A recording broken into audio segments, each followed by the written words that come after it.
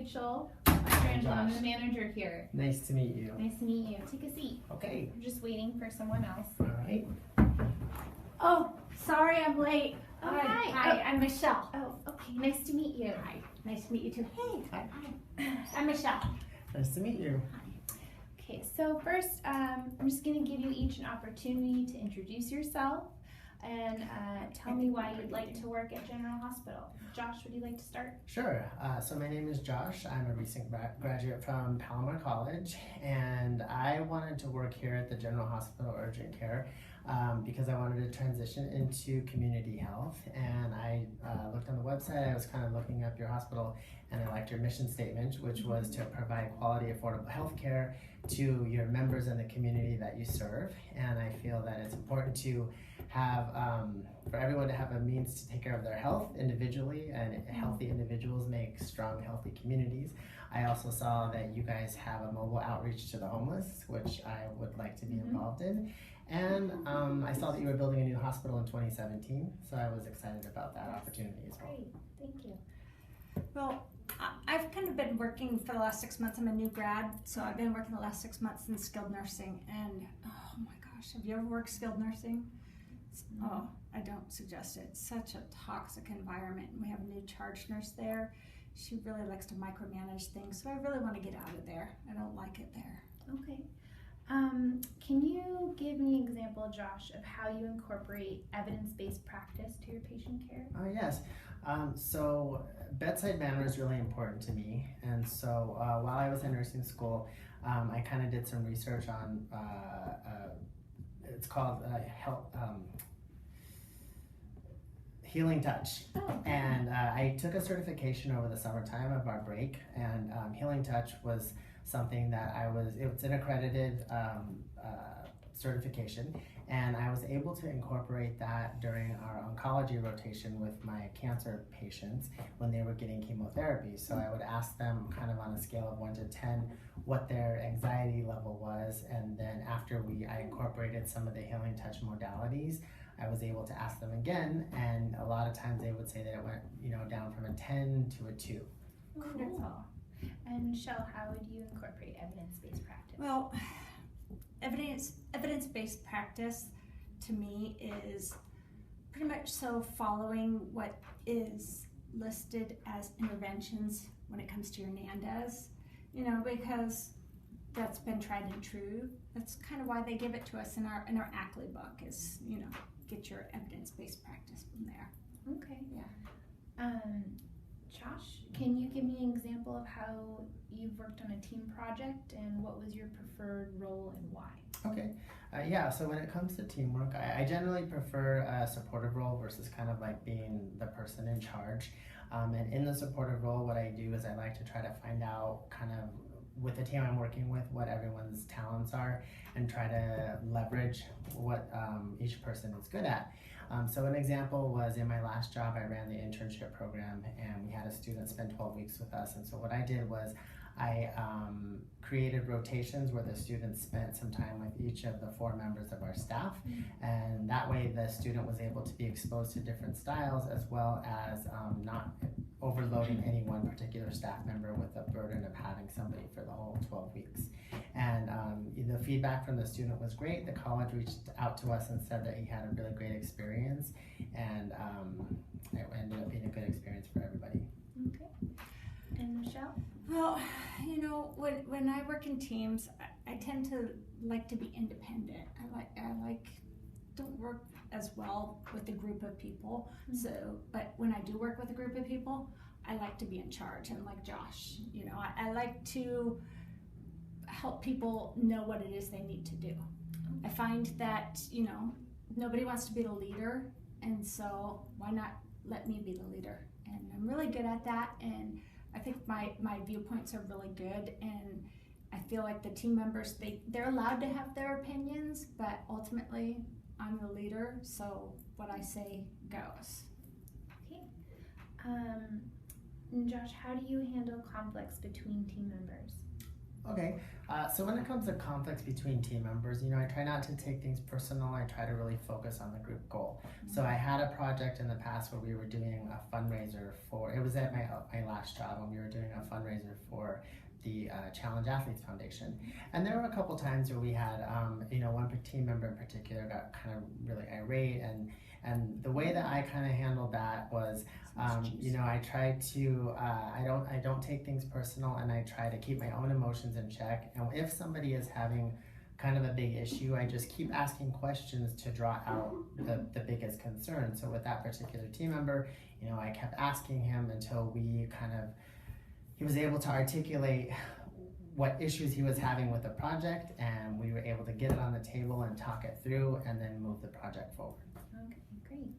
And Michelle, how do you handle conflicts between team members? Well, I don't handle conflict all that well. I think it's unproductive to be in conflict with your coworkers. So if I have something where somebody doesn't like me or I don't like somebody and we can't work it out, then either they're gonna leave or I am. I'm not gonna stay in that kind of toxic environment.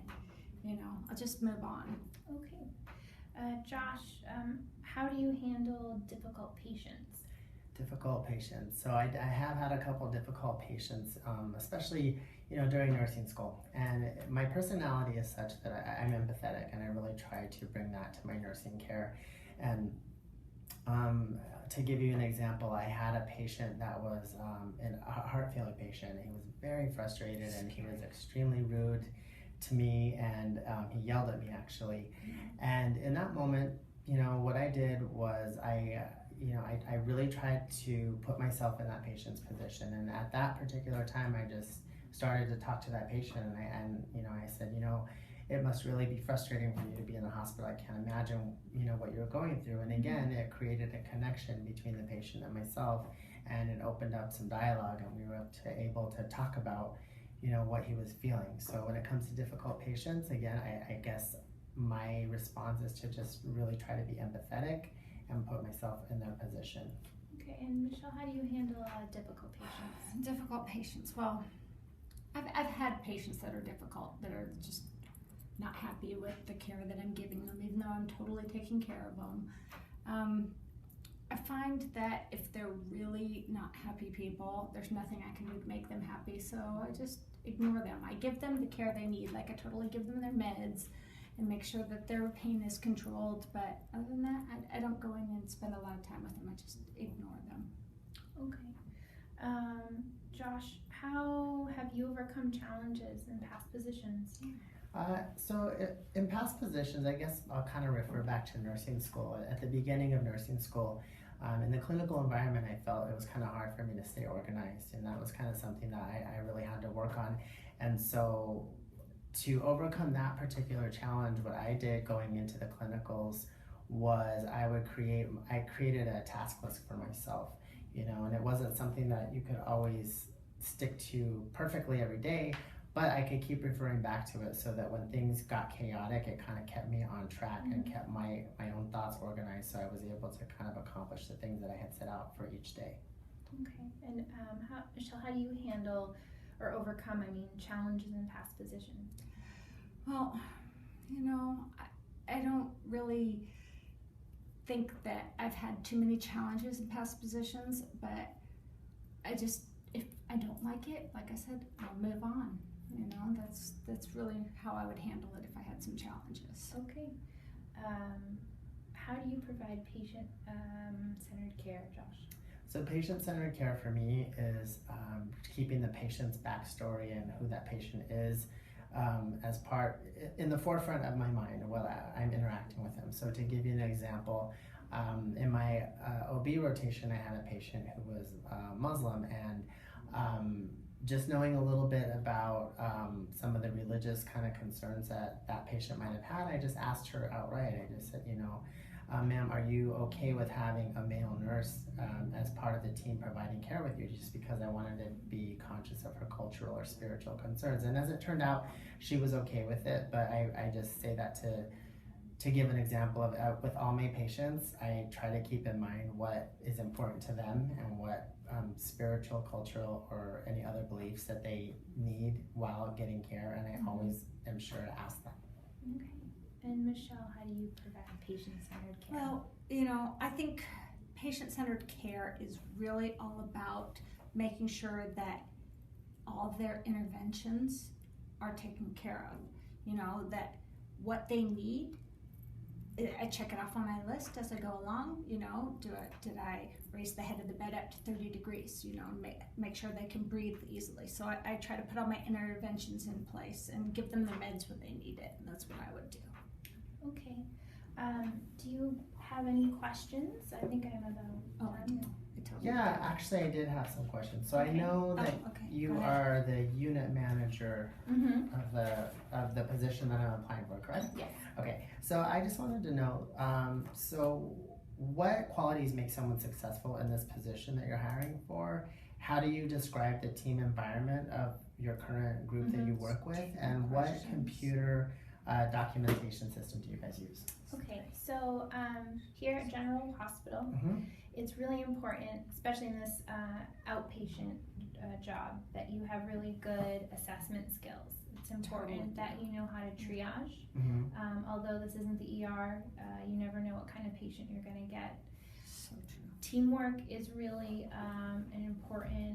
really important here on the floor. We use the Cerner system. I don't I know know how if to you've use used that. That's so awesome. here at General Hospital, and it works really well. So, in the future, because we really value teamwork, it's important that you help each other, Mhm. But do you have any other questions?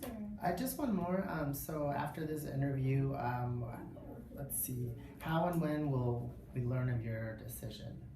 Okay, so if the candidate moves forward, you'll get a phone call by Friday. Okay. If the candidate does not move forward, then you'll be notified by email. Okay. If you do receive a call on Friday, then in the second interview, we'll talk about salary and the whole onboarding process. Okay, great. So, are you guys union here? Because I hear, when you get a union job, that you're set. You get to stay for however long you want to. We are union, but we could talk about that in the second interview. Okay, sounds good. Okay, so if that's it, All right. you guys, you mind leaving through the door over there? Oh, Okay, totally. thank Okay, you. thanks you. so much. Nice to meet you. Okay, bye. Okay.